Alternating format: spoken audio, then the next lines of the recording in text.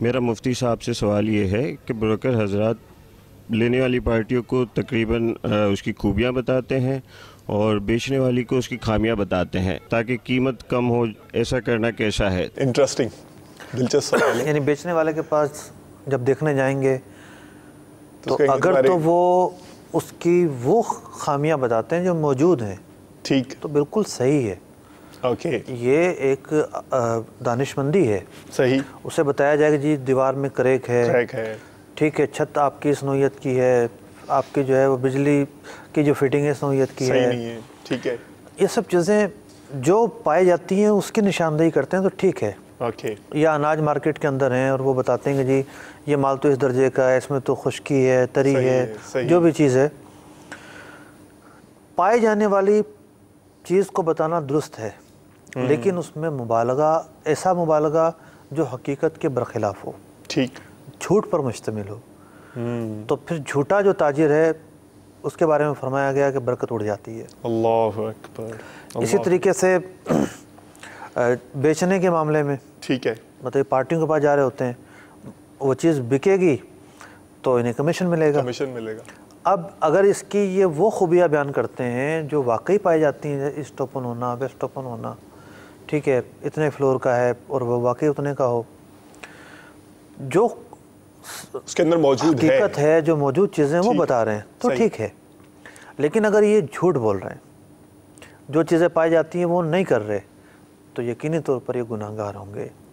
یہاں ایک اور چیز میں عرض کرتا چلوں، لبائک، بروکر یہ نہ سمجھے کہ میں تاجر نہیں ہوں، بلکہ بروکر کو وہ تمام اصول فالو کرنے پڑیں گے۔ تقریباً ممکن ہے دو چار اصول ایسے ہوں جو جس کا اس سے واسطہ نہ پڑے، لیکن باقی ساری چیزیں اس کو خیال کرنا پڑے گا۔ اب کوئی شخص یہ کہے کہ میں تو شراب کی بروکری کرتا ہوں، بیچتا تھوڑی ہوں، میں تو بروکر ہوں صرف، مطلب کہ اسی چیز کی بروکری ہوگی جس کا لین دین حلال ہے۔ صحیح۔ پھر وہ جنرلی اصول جو تجارت کے لیے ہیں، سچائی، دیانت، دھوکے سے بچنا، وہ بروکر کے لیے بھی ہوں گے۔ اسی طریقے سے وہ جو چیزیں ہیں کہ ملک میں آنے سے پہلے سودا نہ ہو، مطلب ملک میں آنے کے بعد سودا ہو، قبضے کے بعد سودا ہو، اسی طریقے سے جو ہے وہ اور جو مطلب کہ پیمائش کے اصول ہیں، اب مثال کے طور پر وہ چیز ہے 40 کلو اور یہ بتاتا ہے 45 کلو، تو تاجر کے لیے بتانا بھی اس طرح کا گناہ ہے اور بروکر کے لیے بتانا بھی گناہ ہے۔ تو بروکر جو ہے وہ کسی بھی طرح تاجر سے کم نہیں ہے۔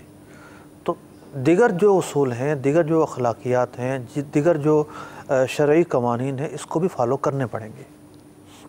ٹھیک۔ اچھا صاحب، یہ ارشاد فرمائیں کہ بعض اوقات یہ عمومی شاید میں اگر کہوں کہ یہ ہوتا ہے رجحان کہ ایک چیز کے اندر کچھ پازیٹیو پوائنٹس بھی ہیں اور کچھ نیگیٹو پوائنٹس بھی ہیں، کمزوریاں بھی ہیں اور مضبوطیاں بھی ہیں۔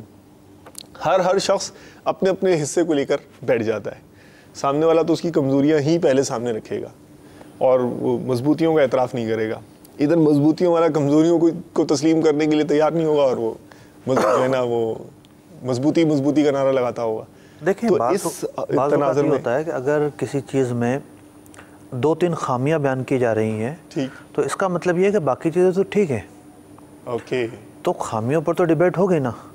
اب مثال کے طور پر ایک شخص جو ہے وہ ایسا گھر بیچ رہا ہے جس کے کاغذات ہی بنے ہوئے نہیں ہیں، اب یہ کتنی بڑی خامی ہے۔ صحیح۔ کسی بھی وقت اس گھر پر کوئی دعوے دار آ سکتا ہے۔ صحیح۔ اب یہ گھر اسے جو ہے وہ لاکھوں گھر اگر ہزاروں میں بھی ملتا ہے تو وہ ہزاروں پہ ضائع ہو جائیں گے۔ تو خامیوں پر جو ہے اس کے نشان، مگر وہ یہ نہیں بتا رہا، وہ یہ بتا رہا دیکھیں کتنا شاندار بنا ہوا ہے، اس کے اندر یہ جو مال ہے وہ اس معیار کا لگا ہوا ہے، وہ یہ لگ رہا، وہ اس کا تذکرہ کر ہی نہیں رہا سامنے، وہ یہ فضائل ہی بتائی جا رہا۔ ضروری نہیں ہے کہ وہ اس کا تذکرہ کرے، یہ ضروری نہیں ہے اس پر۔ اس کی آنکھوں نے دیکھا ہے، ٹھیک ہے، جو چیزیں اسے آنکھوں میں نہیں چبھی اس کا تذکرہ نہیں کر رہا، جس چیز نے کلک کیا ہے یہ اس کا تذکرہ کر رہا ہے کہ اس میں یہ چیز بھی ہے اور وہ واقعی موجود ہے، تو اس کا رائٹ ہے یہ ٹھیک کہ یہ اس پہ ڈیبیٹ کرے۔ ٹھیک ہے، جزاک اللہ خیرا و احسن الجزا۔ صلو علی الحبیب صلی اللہ تعالی علی محمد۔ مجھے اپنی اور ساری دنیا کے لوگوں کی اصلاح کی کوشش کرنی ہے انشاءاللہ۔